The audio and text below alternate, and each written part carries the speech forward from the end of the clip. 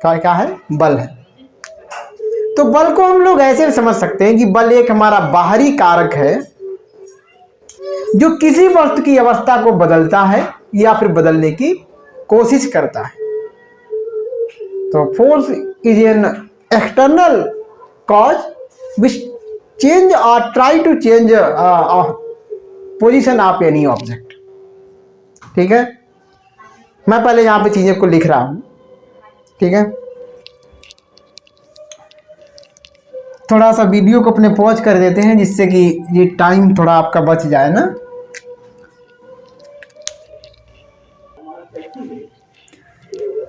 तो यहां पे हमने क्या लिखा है, बल वह बाह्य कारक है जो किसी वस्तु की अवस्था बदलता है या बदलने की कोशिश करता है। Force is an external cause which change position of any object और ट्राई टू चेंज, या तो चेंज करता है या फिर ट्राई करता है चेंज करने की। और कॉज का मतलब होता है कारण या वजह। एक ऐसी वजह है या कारण है जो क्या करता है, किसी वस्तु की अवस्था को बदल देता है। अवस्था का मतलब विराम अवस्था में है तो हो सकता है उसको गति अवस्था में पहुंचा दे, कौन, जो फोर्स। अगर वो गति अवस्था में है तो हो सकता है कि उसको विराम अवस्था में ले आए। ठीक है, देखिए बस जो फोर्स है ना, बल जो है उसकी कई प्रॉपर्टी होती है। वो किसी वस्तु की अवस्था को चेंज कर सकता है, नंबर एक। देखिए प्रॉपर्टी भी आपके माइंड में होनी चाहिए कि हमारे ऑप्शन में कुछ भी हो सकता है कि निम्न में से बल्कि एक प्रॉपर्टी या गुण नहीं है, ऐसे भी ऑप्शन पूछा जा सकता है। तो सबसे पहले हमने कहा कि बल्कि एक हमारी विशेषता है या गुण है, प्रॉपर्टी है, वो ये है कि बल किसी वस्तु की अवस्था को बदल सकता है, विराम अवस्था से गति अवस्था में ला सकता है या गति अवस्था से विराम अवस्था में ला सकता है। दूसरा, बल किसी वस्तु की आकृति या शेप को बदल सकता है। ठीक है, जब फोर्स लगाओगे, ज्यादा फोर्स लगाया तो वो पता लगा टूट गई तो उसकी जो हमारी आकृति है या शेप है वो हमारा डिफॉर्म हो जाएगा, विरूपित हो जाएगा, बदल जाएगा। ठीक है, तो मैंने अभी क्या लिखा, फोर्स इक्वल टू मास, द्रव्यमान, इसको मास लिखते हैं, त्वरण एक्सेलरेशन, यानी मास इनटू एक्सेलरेशन। ये फार्मूला हो गया। फार्मूला से भी इसकी डेफिनेशन बन सकती है, वो मैं डेफिनेशन और लिखे दे रहा हूं यहां पर। लिख सकते हैं द्रव्यमान यानी मास और त्वरण यानी कि एक्सेलरेशन का गुणनफल यानी कि प्रोडक्ट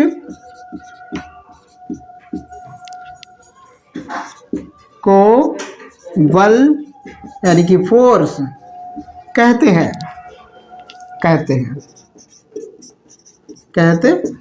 ठीक है, अब आप ये भी आपका मतलब मैं सारी पॉसिबल जो डेफिनेशन है वो आपको सब बता दे रहे हैं ताकि एग्जाम में कैसे भी क्वेश्चन आए आपका छूटे ना।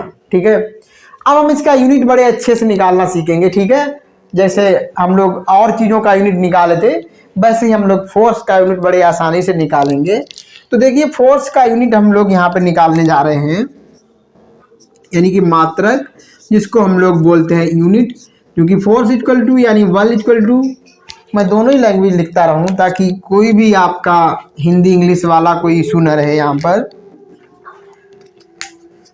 बल इक्वल टू हम लोग जानते हैं क्या है, हमारा मास इंटू एक्सेलरेशन है, तो मैं अब ये लिख सकता हूँ m इंटू एस। ठीक है, फोर्स को हम लोग यहाँ पर एफ से जनरली डिनोट करते हैं, तो F equal to m into A. अब जब यूनिट की बात करेंगे, हम लोग यूनिट की बात करेंगे, एफ का यूनिट क्या होगा, तो मास का यूनिट क्या होता है भैया, किलोग्राम होता है कि नहीं होता है। एक्सेलरेशन का अभी आपने पढ़ा होगा मीटर पर सेकेंड स्क्वायर, तो हो गया किलोग्राम मीटर प्रति सेकेंड स्क्वायर। यहाँ तक बात समझ में आ रही है नहीं? अभी हम लोगों ने पढ़ा था कि जो एक्सेलरेशन है उसका यूनिट क्या होता है, किलोग्राम मीटर पर सेकेंड स्क्वायर। अब इसी चीज को हम लोग कैसे लिख सकते हैं, इसी चीज को लिख सकते हो केजी मीटर और सेकेंड की पावर -2, हाँ कि ना, लिख सकते हैं। बिल्कुल लिख सकते हैं। और इसी चीज को हम लोग क्या बोलते हैं, न्यूटन बोलते हैं, क्योंकि न्यूटन ने फोर्स को डिफाइन किया तो उनके नाम पर इस जो ये इतना जो हमारा है किलोग्राम मीटर पर सेकंड स्क्वायर, इसी को न्यूटन बोलते हैं। और एग्जाम में ऐसे ही आपसे पूछ लेते हैं कि न्यूटन किसके इक्विवेलेंट है, तो न्यूटन किसके इक्विवेलेंट है, किलोग्राम मीटर पर सेकंड स्क्वायर, इसी अनुपात को हम न्यूटन बोलते हैं। तो ऐसे जैसे जैसे एग्जाम में आपका क्वेश्चन पूछा जा सकता है, मैं वो चीजें आपको साथ साथ में बताता चलूंगा, ठीक है। तो ये आपको ध्यान रखना है। बात समझ में आ रही होगी यहाँ तक, बिल्कुल बात समझ में आ रही होगी। और फोर्स कैसा है, हमारी सदिश राशि है। कैसी है, फोर्स जो है हमारा वो एक वेक्टर क्वांटिटी है। ये कैसी है, एक वेक्टर क्वांटिटी है, यानी कि सदिश राशि है। कैसी है, बल एक सदिश राशि है, ठीक है। तो ये भी आपको ध्यान रखना है। और फोर्स के बारे में कुछ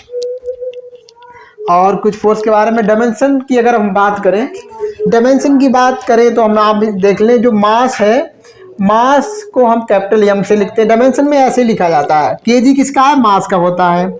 मीटर किसका होता है, लेंथ का होता है। सेकेंड किसका होता है, टाइम का होता है। और पावर कैसी लगी, -2। तो इसकी जो डायमेंशन हो जाएगी ml(T⁻²), ml(T⁻²) हो जाएगी। अगर बाई चांस आपका एग्जाम में डायमेंशन भी पूछता है तो डायमेंशन भी आप जो है ऐसे निकालना सीख लेंगे, और वो भी आपके साथ साथ में तैयारी होती रहेगी। किसी और एग्जाम में भी अगर आप देने जाएंगे तो रेलवे में अगर नहीं पूछेगा तो हो सकता है दूसरे एग्जाम में पूछ ले, तो मैं डायमेंशन को भी साथ साथ में लिखता जाऊंगा, ठीक। हेलो एवरीवन, कैसे हैं आप सभी लोग, आई होप सभी लोग अच्छे होंगे। और हम लोग आज फिर अपना साइंस का क्लास, जो हम चैप्टर मोशन की बात कर रहे हैं, वो लेकर के आ गए हैं। और आप बहुत से लोग मतलब परेशान हैं टेक्नीशियन की वैकेंसी को लेकर के, तो परेशान मत होइए, बस तैयारी करते रहिए। अगर हम लोग तैयारी कर रहे हैं तो डेफिनेटली एक दिन हमको कहीं न कहीं तो सफलता मिलनी है। टेक्नीशियन भी आएगी, अगर नहीं भी आती है तो हम अगर काबिल है तो हम यहाँ नहीं तो वहाँ कहीं तो हम जो है सेलेक्ट होने हैं। तो सबसे पहले यही जरूरी है कि हम लोग अपने को जो है काबिल बना ले। इतना हम लोग अपने को काबिल बना ले कि अब जो वैकेंसी आए उसमें हमारा पेपर इतना हो जाए कि हम लोग जो है 70 क्रॉस करने लग जाए, 75 क्रॉस करने लग जाए, है ना। तो जो हमारे प्रैक्टिस सेट है या जो हमारे प्रीवियस ईयर पेपर हैं तो उनको सॉल्व करिए। जब आप जो है 75 के आसपास पहुंच रहे हैं ना, तो समझिए कि हमारी तैयारी अब अच्छी है, ठीक है। तो पहले हमें अपने को खूब तैयार करना है। अब जब हमारी तैयारी अच्छी होगी तो जाहिर सी बात है, या वैकेंसी रेलवे ने हमको धोखा दिया है तो और सारे डिपार्टमेंट तो भैया नहीं धोखा दे रहे हैं, तो कहीं ना कहीं हम लोग सेलेक्ट हो ही जाएंगे। तो इतना परेशान होने की बात नहीं है। आप लोगों के कमेंट देखते हैं तो मुझे भी बड़ा बुरा लगता है, तो परेशान मत हो। और रवि जी का कमेंट आ रहा था, आग के लिए मैं थोड़ा लेंस लगा था इसलिए मैंने थोड़ा टाइम लिया। आपका कहना था कि हाँ सर जो है हमारी आंख में लेंस लगा, तो क्या हम टेक्नीशियन के लिए अप्लाई कर सकते हैं? तो आपको सर बिल्कुल टेक्नीशियन के लिए अप्लाई कर सकते हैं, आप तैयारी करिए, कोई प्रॉब्लम नहीं है। बस एएलपी में तो नहीं अप्लाई कर सकते, ठीक है। तो अब आप तैयारी करिएगा। थोड़ा टाइम लगा इसलिए कि मैंने थोड़ा बात, क्योंकि ये ऐसी चीज़ थी ना, हम आपको जो भी जवाब देते ना उसी हिसाब से आप काम करते, तो बिल्कुल सही जानकारी जब हो जाए ना तभी जवाब देना चाहिए, ठीक है। चलिए, और क्लास अगर अच्छी लगे तो अपने दोस्तों में शेयर कर दिया करें, ताकि हम आपके लिए मेहनत करते रहें, हमें भी मेहनत करने में आनंद आए। भाई अगर हमारी क्लास को आप सपोज करिए कि 10, 20, 50 भी लोग देख रहे हैं, 100 लोग देख रहे हैं और हम मेहनत उतनी कर रहे हैं, तो फिर मज़ा नहीं आएगा ना। फिर हमें क्या लगेगा कि अरे यार मेहनत हमारी कामयाब नहीं हो रही है ना। भाई अगर हम मेहनत कर रहे हैं तो उसका कहीं का रिजल्ट तो किसी न किसी को तो मिलना चाहिए। अब हम मेहनत कर रहे हैं और कोई देख भी नहीं रहा तो हमें क्या लगेगा, अरे यार ये तो हमारी मेहनत तो बिल्कुल बेकार है ना। जब कोई भी नहीं उसको देख रहा है तो फिर क्या फायदा है कि नहीं। तो जितना ज्यादा लोग हमारी क्लास को देखेंगे ना, हमें उतना अच्छा लगेगा, उतना आपके लिए और बढ़िया से बढ़िया हम आपके लिए फैसिलिटी यहाँ पे लाते रहेंगे। तो कोशिश करिएगा अपने सर को जो है आगे बढ़ाने की, सपोर्ट करने की, ठीक है भाई। आप समझ सकते हो चीज़ों को, जब हमारी प्रोग्रेस होगी, चीज़ें हमारा वीडियो लोग ज़्यादा पसंद करेंगे, तभी तो हम सब चीज़ें अच्छी करेंगे ना। अब वैसे ही हम लोग ऐसे थोड़ी यार, है कि नहीं। तो आप समझदार हैं सब लोग, अपने दोस्तों में शेयर किया करें। चलिए हम लोग स्टार्ट करते हैं आज की क्लास। हम लोग आज की क्लास में स्टार्ट करेंगे वेग से, वेलोसिटी से। वेलोसिटी हम लोग समझ चुके हैं, वेलोसिटी क्या होती है। वेलोसिटी हमारी चेंज, आई एम सॉरी, वो हमारा एक्सेलरेशन हो जाएगा। वेलोसिटी क्या होती है? डिस्प्लेसमेंट अपॉन टाइम के रेशियो को हम लोग वेलोसिटी कहते हैं। डिस्प्लेसमेंट अपॉन टाइम यानी कि डिस्प्लेसमेंट में हमारा टाइम के हिसाब से कितना चेंज आ रहा है, तो वही हमारा क्या है, वेलोसिटी। हमने ये भी बताया था कि अगर स्पीड है हमारी, स्पीड क्या होती है? दूरी बटे समय, डिस्टेंस अपॉन टाइम को हम लोग स्पीड कहते हैं। और स्पीड के साथ में अगर हम डायरेक्शन को बता दें तो वही हमारा वेलोसिटी, वो भी वेलोसिटी हो जाएगी। वैसे फार्मूला हमारा वेलोसिटी को होता है डिस्प्लेसमेंट अपॉन समय अंतराल, या हम लोग क्या बोलते हैं, डिस्प्लेसमेंट को विस्थापन अपॉन समय अंतराल, और वैसे डिस्प्लेसमेंट अपॉन टाइम इंटरवल। मैं यहाँ पे लिख रहा हूँ सारी चीजें।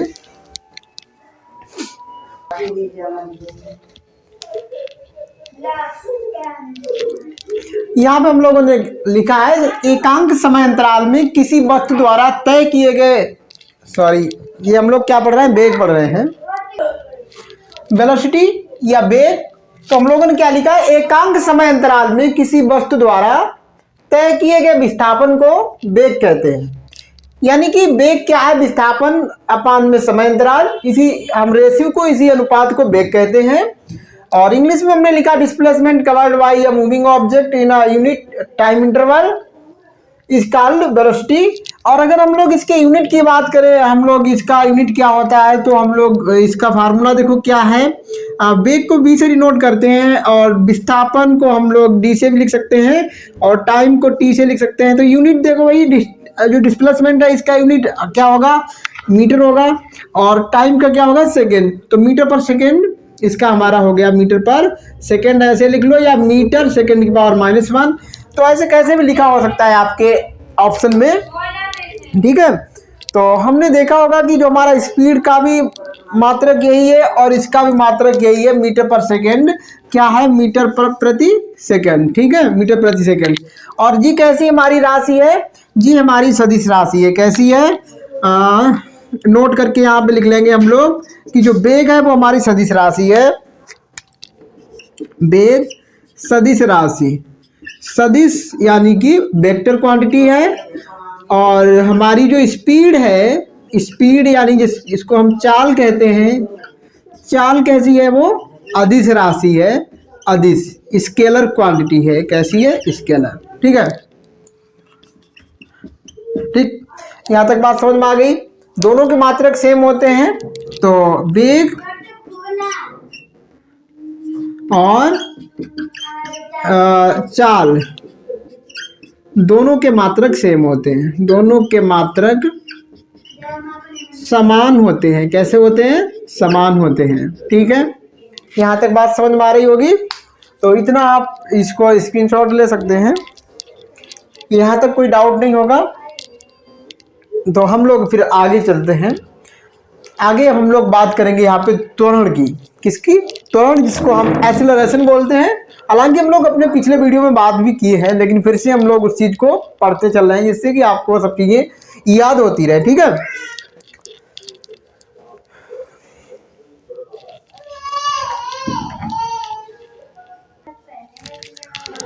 हम लोग बात करने वाले हैं त्वरण यानी एक्सेलरेशन की।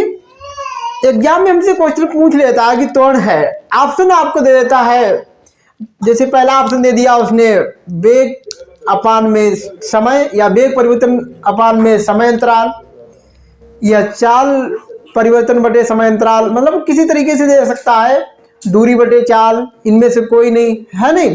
तो इस तरीके से वो ऑप्शन देगा। तो डेफिनेशन में ही वो हमारे ऑप्शन है, या उसका जो फार्मूला है वही हमारा ऑप्शन में आ जाएगा, ठीक है। तो वैसे हम लोग त्वरण होता क्या है, हम लोग जानते हैं कि एक्सीलरेशन, हम गाड़ी में भी सुनते हैं एक्सीलेटर, है नहीं। तो एक्सीलेटर से मतलब क्या होता है, स्पीड को बढ़ाना, स्पीड या वेलोसिटी को बढ़ाना, ठीक है। तो जब स्पीड हमारी बढ़ती है ना, और जिस चीज से हम लोग गाड़ी में स्पीड बढ़ाते हैं वही क्या होता है, एक्सीलेटर। तो एक्सीलेटर से मतलब होता है कि स्पीड का बढ़ना या वेलोसिटी का बढ़ना। तो वेलोसिटी जो बढ़ रही है हमारी समय के हिसाब से, कितने समय में कितनी वेलोसिटी बढ़ रही, तो ये भी एक तरीके की रेट हो गई। और यही रेट हमारी क्या होगी, एक्सेलरेशन कही जाएगी। समझ में आ रही बात? एक्सेलरेशन क्या है कि वेग परिवर्तन बटे में समय अंतराल। वेग परिवर्तन के दर को हम क्या कहेंगे, त्वरण कहेंगे। वेग परिवर्तन की दर को यानी रेट को, वेग परिवर्तन में जो वेग परिवर्तन जो हो रहा है उसकी रेट क्या है, तो वही हमारा क्या है, त्वरण है। तो ऐसे भी पूछ सकते हैं, ऑप्शन में ये भी हो सकता है कि वेग परिवर्तन की दर को, ठीक है, या हम और भी हमारी कोई हो सकती है काम करने की दर को, ऐसे मतलब कुछ ऑप्शन वहां पे पड़े होंगे, तो आप समझ, ऐसे भी हमारे पास वहां पे ऑप्शन हो सकते हैं। ठीक है, तो हमें हर तरीके से समझ में आना चाहिए कि हाँ ये चीज है क्या, इसके सब चीजें हमारे दिमाग में होनी चाहिए, फार्मूला, डेफिनेशन, ठीक है, मतलब फीलिंग आनी चाहिए है क्या जी। तो हमने कहा कि वेग में अगर जो परिवर्तन हो रहा है, ये वेग हमारा बढ़ रहा है तो हमारा क्या है, त्वरण है। अगर वेग धीरे धीरे कम हो रहा है तो वो हमारा रिटार्डेशन है, उसको हम हिंदी में मंदन बोलते हैं। क्या बोलते हैं, मंदन। दोनों का फार्मूला सेम। अगर समय के साथ हमारी वेलोसिटी बढ़ रही है तो पॉजिटिव एक्सीलरेशन बोलते हैं उसको, यानी कि सिर्फ एक्सीलरेशन बोलते हैं। यानी एक्सीलरेशन दो प्रकार का हो गया कि आपका पॉजिटिव एक्सीलरेशन, एक निगेटिव एक्सीलरेशन, और निगेटिव एक्सीलरेशन को हम लोग बोलते हैं मंदन। दोनों का फार्मूला, दोनों का यूनिट सब कुछ सेम रहने वाला। ठीक, समझ में आ रही है बातें? मंदन क्या है और त्वरण क्या है। अगर हमारा वेग समय के साथ कम हो रहा है तो मंदन है, और अगर वेग समय के साथ बढ़ रहा है तो क्या है, त्वरण है, एक्सीलरेशन है। मंदन को हम रिटार्डेशन कहते हैं। फार्मूला दोनों का सेम है। ठीक है, समझ में आ रही? चलते हैं हम लोग आगे। इसकी डेफिनेशन हम यहाँ पे लिखे दे रहे हैं। यहाँ पे हमने लिखा है वेग परिवर्तन की दर को त्वरण कहते हैं। यदि वेग समय के साथ बढ़ता है तो धनात्मक त्वरण, और समय के साथ वेग घट रहा है तो ऋणात्मक त्वरण, निगेटिव एक्सीलरेशन। और हमने नोट में लिखा है ऋणात्मक त्वरण को हम मंदन या रिटार्डेशन कहते हैं। वेग यानी त्वरण यानी कि एक्सीलरेशन इक्वल टू वेग परिवर्तन अपान में समय अंतराल, या फिर हम लिख सकते हैं चेंज इन वेलोसिटी अपान में टाइम इंटरवल या टाइम टेकन। ठीक, तो ये फार्मूला हो गया। अब हम लोग यूनिट कैसे बनाते हैं, तो यूनिट बनाना मैं आपको अपनी इसी दूसरा चैप्टर है, तो दूसरे चैप्टर तक आप यूनिट कैसे बनाते हैं, कैसे निकालते हैं किसी चीज का यूनिट, वो मैं आपको गारंटी के साथ कहता हूं कि सिखा दूंगा। देखिए, अगर आप पिछले यूनिट याद करते रहे, तो हमारी क्लास रोज लेते रहे और जितना भी हम चीजें बताते हैं उनके यूनिट याद करते चलें, तो आपको किसी भी क्वांटिटी का यूनिट निकालने में प्रॉब्लम कहीं पर नहीं आने वाली है। तो ये आप ध्यान रखेंगे कि मैं जो भी क्वांटिटी आपको बता रहा हूं उसका आप यूनिट बिल्कुल याद करते चलें। अगर आपको नहीं आते हैं तो यही तरीका है कि आप शुरू से यूनिट याद करते चले, तो ऊपर तक आप याद निकालते रहोगे, आपको याद करने की जरूरत नहीं है। और अगर आप रटोगे तो भूलोगे। ठीक है, तो देखिए कैसे बनाते यूनिट, हम लोग सीख भी चुके हैं। यूनिट यानी मात्रक,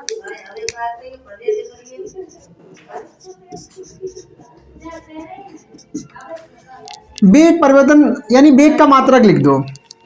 वेग का मात्रक क्या होता है, ऊपर वेग है नीचे समय है, तो ऊपर वेग का मात्रक, वेग का भी हम लोगों ने निकाला था, मीटर प्रति सेकंड बोलो, निकाला था। समय का लिख दो नीचे, तो फिर से सेकंड।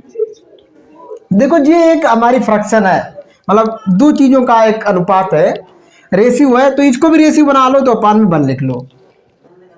जो होता नहीं है रेशियो उसको रेशियो बनाते हैं, या जो फ्रैक्शन के फॉर्म में नहीं होता उसको फ्रैक्शन बनाते हैं। ये तो ऑलरेडी पहले से मीटर पर सेकंड लिखा था, पर ये सेकंड लिखा था हमने, इसके अपान में 1 लिख दिया। अब क्या होता है, सबसे नीचे की चीज कहाँ पहुंचती है, सबसे ऊपर, और ये बीच वाली बीच में रहती है, तो हमारा क्या बन जाएगा, मीटर प्रति सेकेंड स्क्वायर बोलो। हाँ, मीटर प्रति सेकेंड स्क्वायर, मीटर अपान सेकेंड स्क्वायर ऐसे लिख सकते हैं, या फिर मीटर सेकेंड की पावर -2। ठीक है, ठीक है। यहां पर हम लोग अभी डायमेंशन की बात नहीं कर रहे, लेकिन हमें डायमेंशन की भी बात करनी चाहिए, क्योंकि पूछ सकते हैं डायमेंशन भी। हालांकि मैं सिर्फ रेलवे के हिसाब से बात कर रहा हूं, तो रेलवे में मेरे हिसाब से अभी तक डायमेंशन की बात नहीं की गई है। इसलिए मैं बात नहीं कर रहा हूँ। अगर कोई स्टूडेंट चाहता है कि सर आप बीमा भी बताते रहे, जिसको हम इंग्लिश में डायमेंशन बोलते हैं, तो हम उस बीमा की साथ में भी बीमा की भी साथ में बात करते चलेंगे। ठीक है, तो आप कमेंट करके हमें बताएं।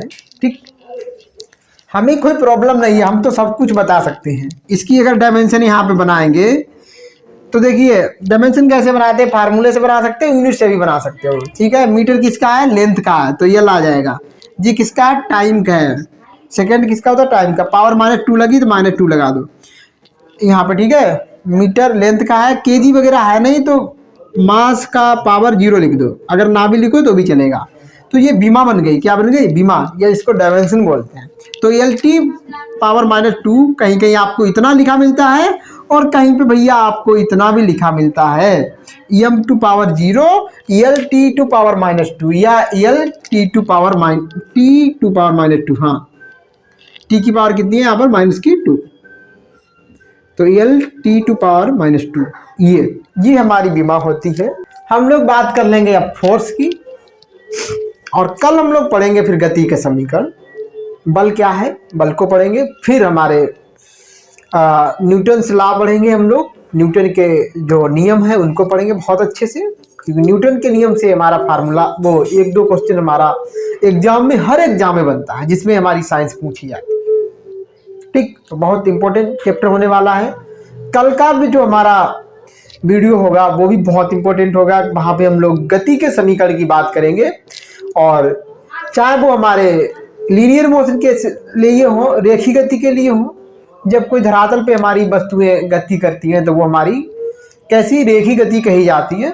और अगर हमारी कोई ऑब्जेक्ट ऊपर जा रही है या नीचे आ रही है तो ऊर्ध्वाधर गति होती है, उसको हम वर्टिकल मोशन, या फिर वो हमारी मोशन ड्यू टू ग्रेविटी आ जाती है, ग्रेविटी गुरुत्व के अधीन गति आ जाती है।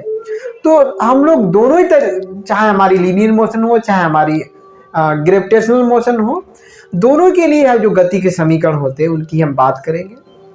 ठीक, वहां पे हमारे 2 केस हो सकते हैं कि ऑब्जेक्ट ऊपर जा रही है और नीचे जा रही है, तो सब चीजें हम लोग देखेंगे। ठीक है, चलिए फिलहाल यहाँ तक सही है। अब हम लोग बात करने वाले हैं फोर्स की, बल की। बल क्या है, बल इतना जो है आप देख लीजिए। तो हम लोग बात करने वाले हैं बल की, फोर्स की। और बल एक ऐसी चीज है जिसके बिना कोई काम हो नहीं सकता है। तो बल का हमारी लाइफ में बहुत ही ज़्यादा इम्पोर्टेंस है। बल होता क्या है, हम लोग अपनी अर्लियर क्लासेस में पढ़े होंगे कि बल एक प्रकार का पुल है या पुश है। मतलब बल क्या है, एक धक्का है या एक खिंचाव है, इसी चीज़ को हम लोग बल कहते हैं। और जो बल होता है उसका फार्मूला होता है F=ma। m मीन्स मास और a मतलब एक्सेलरेशन। तो फोर्स हो गया mass into acceleration, mass into acceleration. Mass हमारा द्रव्यमान और a हमारा त्वरण जिसे कहते हैं। तो बल हो गया द्रव्यमान गुणा त्वरण, द्रव्यमान गुणा त्वरण। यानी कि हम इसकी डेफिनेशन को ऐसे भी बता सकते हैं। देखिए डेफिनेशन हर तरीके से आपको आनी चाहिए। तो जो फोर्स है उसकी डेफिनेशन को हम लोग ऐसे भी दे सकते हैं कि मास और एक्सेलरेशन के प्रोडक्ट को हम फोर्स कहते हैं। प्रोडक्ट जानते हो, जब किसी चीज का इंटू किया जाता है वही प्रोडक्ट होता है। हमारी साइंस और मैथ में प्रोडक्ट यही होता है। तो द्रव्यमान और त्वरण का जो गुणनफल है उसी को हम लोग फोर्स कहते हैं, कि मास के हिसाब से कितना वेग हमारा बदल रहा है। त्वरण का मतलब वेग का बदलना, वेग में बदलाव समय के साथ। तो फीलिंग थोड़ी आनी चाहिए आपको कि द्रव्यमान के साथ में कितना हमारा, द्रव्यमान के हिसाब से द्रव्यमान कितना है तब भी हमारा जो है जो एक्सेलरेशन यानी वेग कितना बदल रहा है। तो वो हमारा क्या है, क्या है, बल है। तो बल को हम लोग ऐसे समझ सकते हैं कि बल एक हमारा बाहरी कारक है जो किसी वस्तु की अवस्था को बदलता है या फिर बदलने की कोशिश करता है। तो force is an external cause which change और try to change position of any object. ठीक है, मैं पहले यहां पे चीजें को लिख रहा हूं। ठीक है, थोड़ा सा वीडियो को अपने पॉज कर देते हैं जिससे कि ये टाइम थोड़ा आपका बच जाए ना।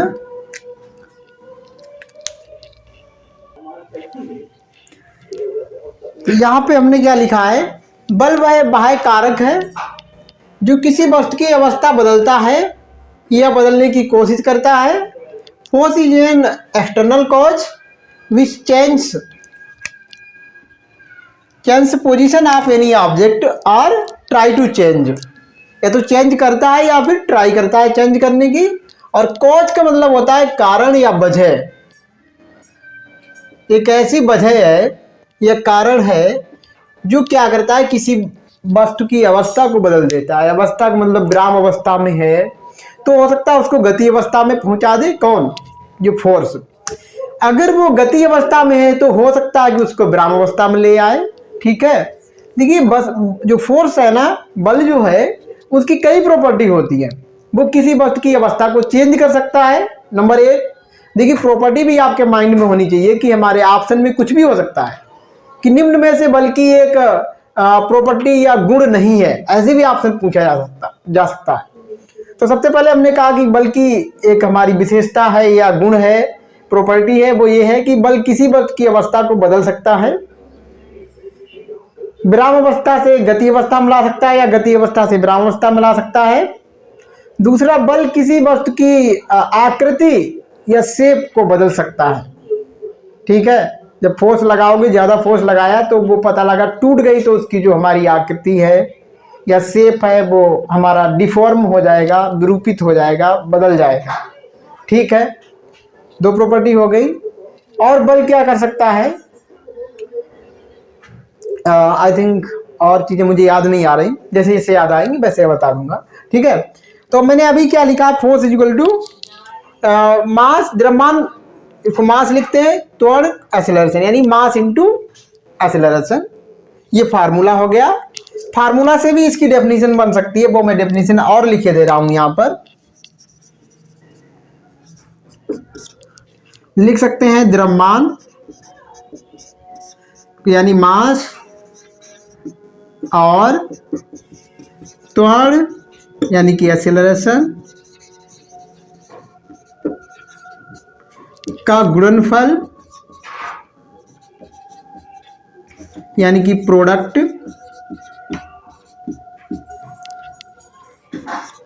को बल यानी कि फोर्स कहते हैं।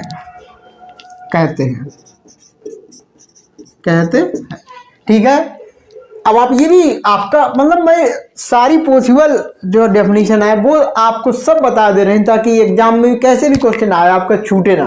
ठीक है, अब हम इसका यूनिट बड़े अच्छे से निकालना सीखेंगे। ठीक है, जैसे हम लोग और चीज़ों का यूनिट निकाले थे वैसे ही हम लोग फोर्स का यूनिट बड़े आसानी से निकालेंगे। तो देखिए फोर्स का यूनिट हम लोग यहाँ पे निकालने जा रहे हैं, यानी कि मात्रक, जिसको हम लोग बोलते हैं यूनिट, क्योंकि फोर्स इक्वल टू यानी बल इक्वल टू, मैं दोनों ही लैंग्वेज लिखता रहूं ताकि कोई भी आपका हिंदी इंग्लिश वाला कोई इशू न रहे। यहाँ पर बल इक्वल टू हम लोग जानते हैं क्या है, हमारा मास इंटू एक्सेलरेशन है, तो मैं अब ये लिख सकता हूँ m इंटू एस। ठीक है, फोर्स को हम लोग यहाँ पर F से जनरली डिनोट करते हैं, तो F equal to m into A. अब जब यूनिट की बात करेंगे हम लोग, यूनिट की बात करेंगे, F का यूनिट क्या होगा, तो मास का यूनिट क्या होता है भैया, किलोग्राम होता है कि नहीं होता है। एक्सेलरेशन का अभी आपने पढ़ा होगा मीटर पर सेकेंड स्क्वायर, तो हो गया किलोग्राम मीटर प्रति सेकेंड स्क्वायर। यहाँ तक बात समझ में आ रही है नहीं? अभी हम लोगों ने पढ़ा था कि जो एक्सेलरेशन है उसका यूनिट क्या होता है, किलोग्राम मीटर पर सेकेंड स्क्वायर। अब इसी चीज को हम लोग कैसे लिख सकते हैं, इसी चीज को लिख सकते हो केजी मीटर और सेकेंड की पावर -2। हाँ कि ना, लिख सकते हैं, बिल्कुल लिख सकते हैं। और इसी चीज को हम लोग क्या बोलते हैं, न्यूटन बोलते हैं, क्योंकि न्यूटन ने फोर्स को डिफाइन किया तो उनके नाम पर इस जो ये इतना जो हमारा है किलोग्राम मीटर पर सेकेंड स्क्वायर, इसी को न्यूटन बोलते हैं।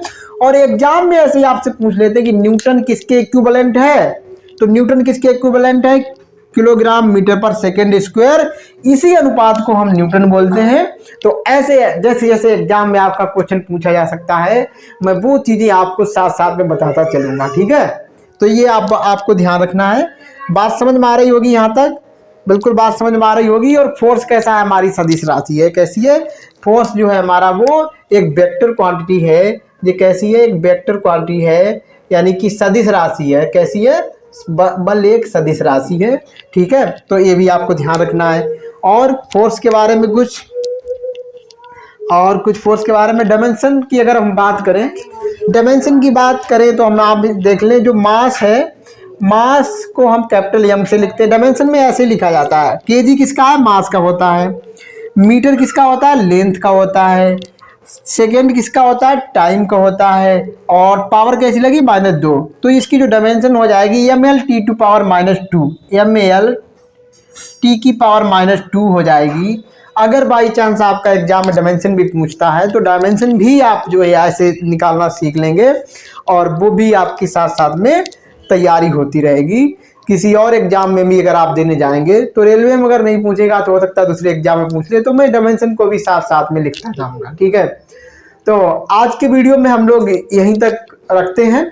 और वीडियो अगर अच्छा लगा हो तो प्लीज अपने भाई, अपने सर जो भी मानते हैं, हेल्प करिएगा और लोगों में शेयर करिएगा, ताकि हम आपके लिए ऐसे ही इम्पोर्टेंट जो लेक्चर हैं, साइंस की क्लासेस हैं, वो हम लाते रहें।